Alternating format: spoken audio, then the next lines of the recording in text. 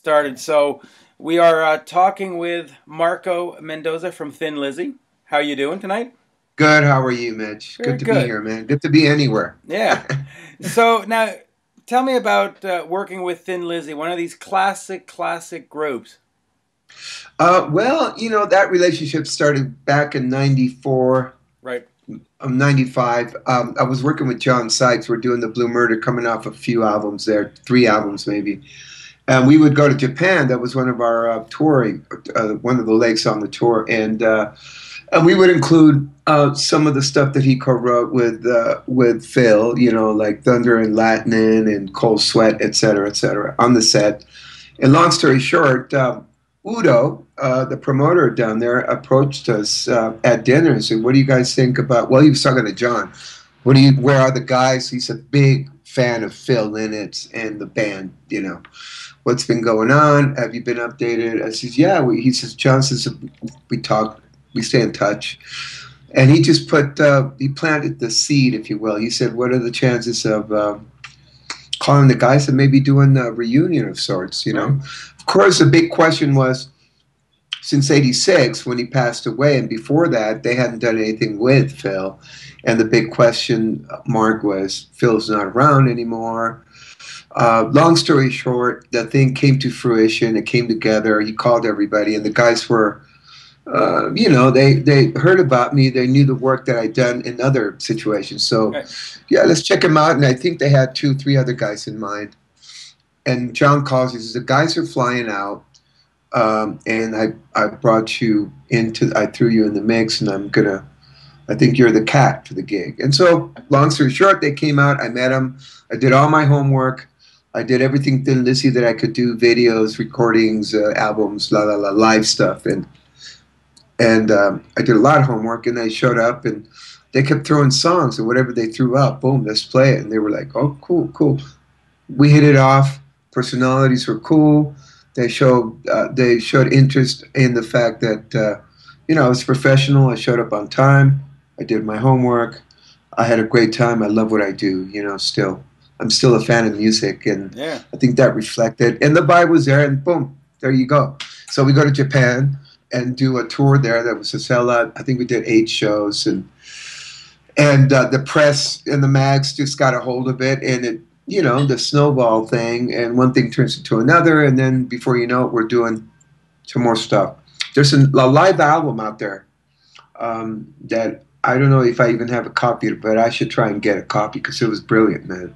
It was Brian Downey on drums, Brian Downey on keyboards, Scott Gorham on guitars, of course, and singing, and myself. And it was very cool, man. It was a blast. We did a 2 hour show or something like that. It was a pretty extensive set, Wow. and it was nice.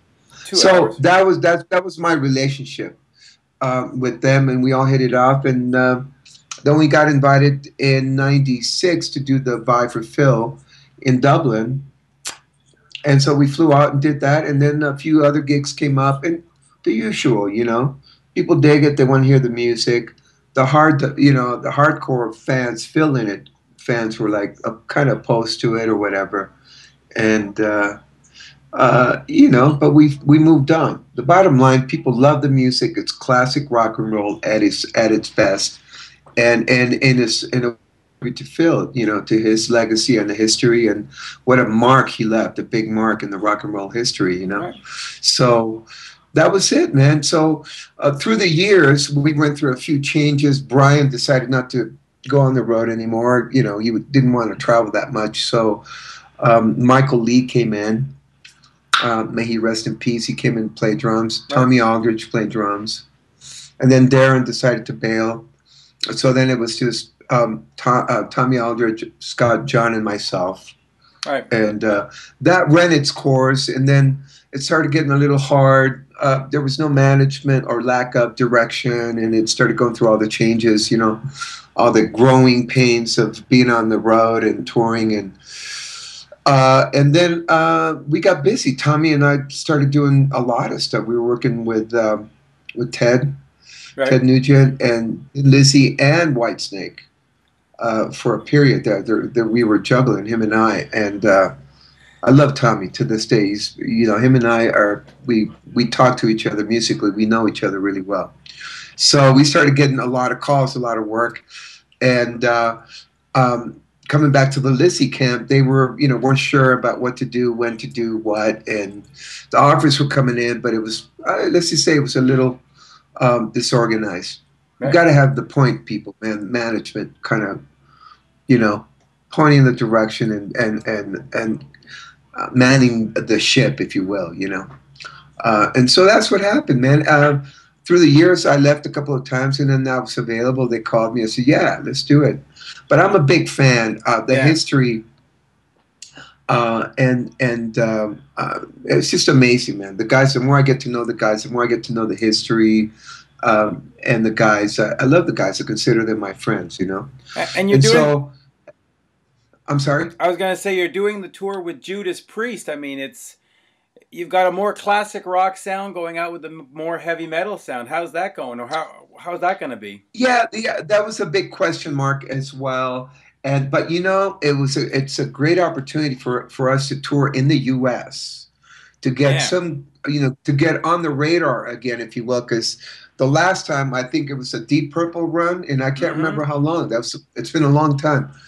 Satriani, Deep Purple, Thin Lizzy, and long story short, when the offers started coming in, there's a lot of mutual respect there, you know, from the with the camps, Yeah. and it's a great opportunity. To be honest, yeah, the demographic might be a little different and all that, but the bottom line, rock and roll fans are rock and roll fans, whatever label you want to give it to it, you know, and we are putting on a good show. We got Ricky Warwick, just amazing. I couldn't think of anybody better fronting this thing. He's got it in his DNA, you know. He Yeah. lived it, he experienced it. He's a big fan himself. He's passionate about it, and he's a great front man, a great singer, and a great entertainer. You know what I'm saying?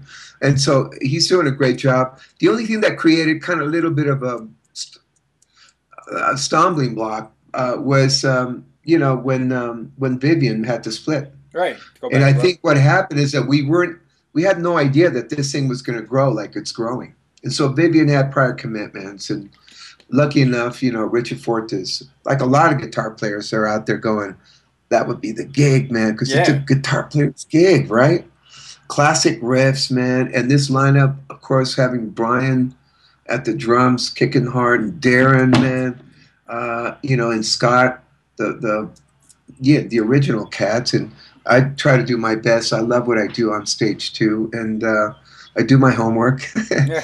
and so it's a good. It's a very very cool lineup, man. Yeah. Everybody gets along. There's a lot of mutual respect, and the common denominator is to get back on the map and kind of re-educate the fans that know very little about Thin Lizzy and kind of get them hip to what's going on, you know. And they've got a lot of new releases and remixes and all that, and so Yeah. The deluxe editions are all that's my coming out. history, man. I could go on for hours and hours and Yeah. hours. Huh? All the deluxe editions are coming out, and you got Damon Johnson in the band.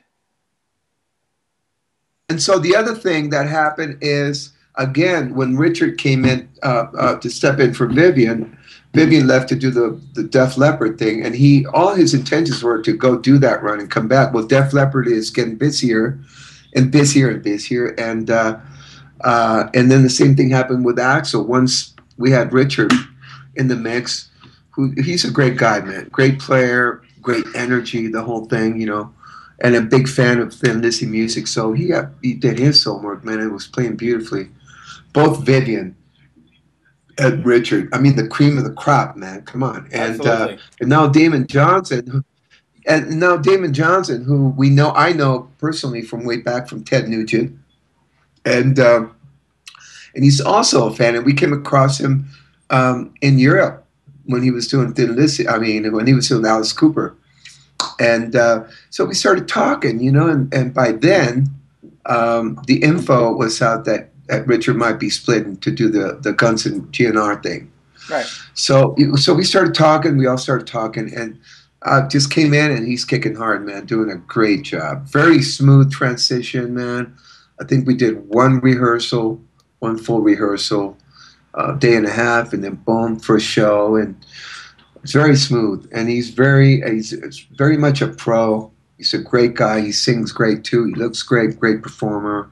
He's got the whole package. Guys like that, that's why they work. It's simple, man. You know, Yeah. it's And, not it's not hard to understand why. You know. and he's got that classic rock style in him. I mean, he's been doing Alice Cooper for so long, and Yeah, yeah, and he's the ultimate pro, man, and he takes pride in what he does. You know, like we all do. You know. yeah, absolutely. And so now, most recently, like in the past couple of days, there's another situation cooking, which is not official. You might have spoken to Ace, Right. but we'll let everybody know what's going on. We might get extended for another week with another camp because they really want it. So it'll be great, man, if it happens.